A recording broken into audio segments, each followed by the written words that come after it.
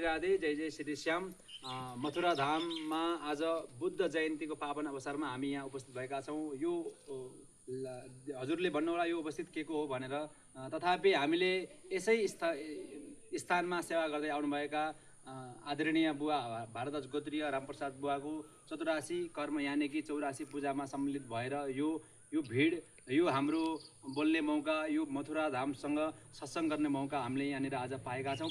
यो दिव्य अवसरमा उहाँहरूको परिवारसहित अनन्य प्रकारका आफन्तजनहरू यहाँ उपस्थित हुनुभएको छ, जसको अग्रसरमा हामीले मथुरा धामलाई साक्षी राखेर, गोपेश्वर भगवानलाई साक्षी राखेर आज उहाँको कर्म यानि कि सहस्रपूर्ण चन्द्र दर्शन यानि कि 84 कर्म समापन गरेका छौँ। यो दिव्य अवसरमा उहाँहरूलाई विशेष गरेर उहाँहरूका पितृहरूले पनि आशीर्वाद दिउन् भन्ने हामीले कामना राखेका छौँ र मथुरा धामको सम्पूर्ण समिति मण्डलको तर्फबाट र भगवानको विशेष गरेर कृपा प्राप्ति रहोस् भन्ने हाम्रो यही चाहना छ, यही आग्रह छ।